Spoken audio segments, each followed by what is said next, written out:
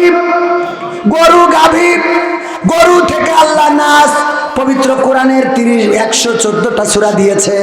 এই 114টা সূরা দিয়ে আল্লাহ রাব্বুল আলামিন জানাইলেন, বাকারা তোমারে গরু দিয়ে শুরু করলাম, আর নাস মানুষ বানাইয়ে শেষ করে দিলাম। বলেন সুবহানাল্লাহ।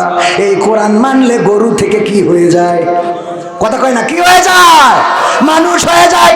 আল্লাহ বললেন কাইফা তাকফুরুনা, প্রথমেই পড়েছি, আপনাদের মনে আছে না নাই? 28 নম্বর আয়াত সূরা বাকারার 28 নম্বর আয়াত আল্লাহ বললেন কাইফা তাকফুরুনা বিল্লাহি ওয়া কুনতুম আমওয়াতান ফাআহইয়াকুম সুম্মা ইউমীতুকুম সুম্মা ইউহয়ীকুম সুম্মা ইলাইহি তুরজাউন।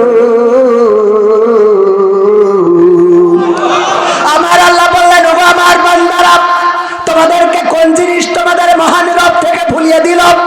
আল্লাহ সম্বন্ধে অস্বীকার করা শিখিয়ে দিল। অথচ তোমরা ছিলে মৃত, তোমাদের কোনো জীবন ছিল না, তোমাদের কোনো আকার ছিল না, আকৃতি ছিল না।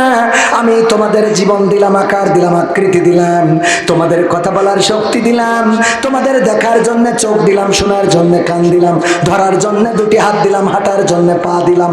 এত কিছু দেওয়ার পরেও তোমাদেরকে কোন জিনিস আমাকে ভুলিয়ে দিল? অথচ তোমরা মৃত ছিলে, তোমাদের জীবন্ত করলাম, আবার একদিন তোমাদের মৃত্যু ঘটাবো, আবার একদিন বেলা শেষে তোমাদেরকে আমার কাছে ফিরিয়ে নেব। ফিরে যেতে হবে কার কাছে? কথা কয় না, আল্লাহর কাছে ফেরা লাগবে না, লাগবে না। আমরা আবার পবিত্র কোরআনের 20 নম্বর সূরা 55 নম্বর আয়াত সূরা তাহা আল্লাহ বলছেন, মিনহা খলাকনাকুম ওয়া ফিহা নুঈদুকুম ওয়া মিনহা নুখরিজুকুম তারাতান উখরা। ও আল্লাহর বান্দা, এই আয়াতটা নাজিল হয়েছে আমরা কবরে যে পড়ি, কিন্তু কবরের জন্য নাজিল হয় নাই, কবরবাসীদের জন্য নাজিল হয় নাই।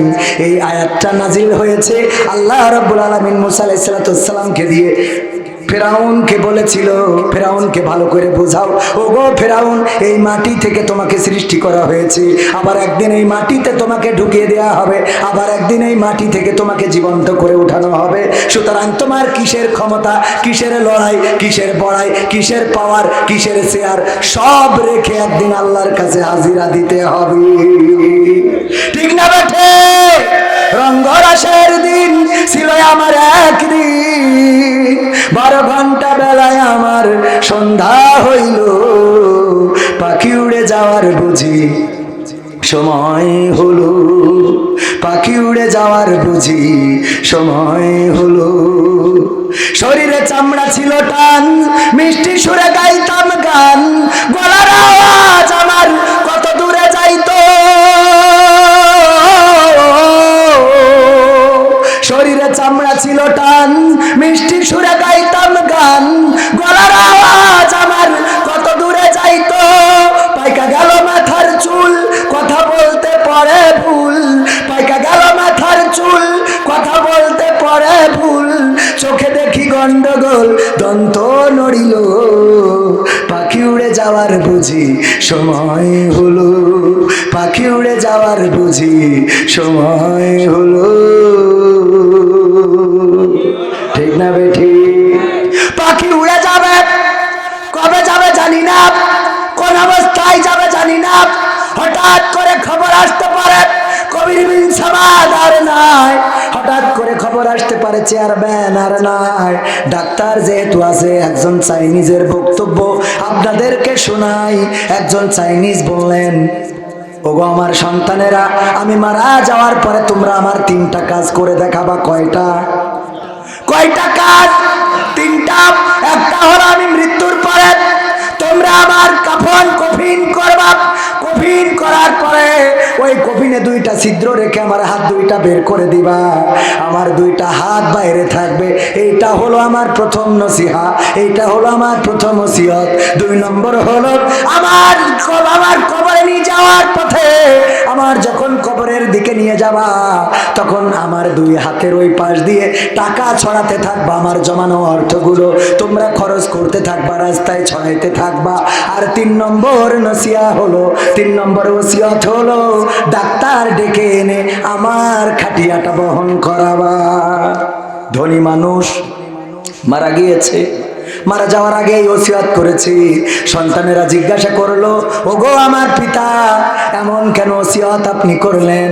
হাত কেন বাইরে রাখতে হবে, টাকা কেন ছড়াতে হবে, আর ডাক্তার দিয়ে কেন কফিন বহন করাতে হবে?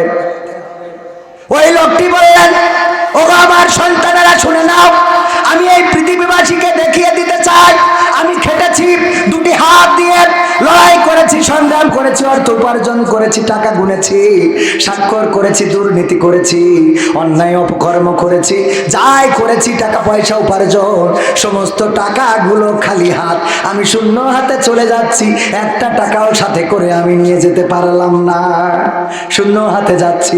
2 নম্বর ওসিয়ত, টাকা ছড়াবা। আমি দেখাইতে চাই পৃথিবীর মানুষ যেন দেখে আমি মৃত্যুর পরে আমার টাকা আমার কোনো কাজে আসে নাই। কাজে আসবে না? না, কাজে আসবে না। কয়েকদিন আগে জিজ্ঞাসা করলাম, জাহান্নামে যাবে কোন শ্রেণীর ব্যক্তি বেশি, আর জান্নাতে যাবে কোন শ্রেণীর ব্যক্তি বেশি? এভাবেও ভালো কাজ করা যায়। ইসলামের বেসিক নলেজ নিয়ে যে প্রশ্নগুলো করি, বললাম জান্নাতে যাবে কোন শ্রেণীর ব্যক্তি বেশি। একজন ভাই যশোরে বাড়ি, বলতেছে ধনীরা সবচেয়ে বেশি জান্নাতে যাবে।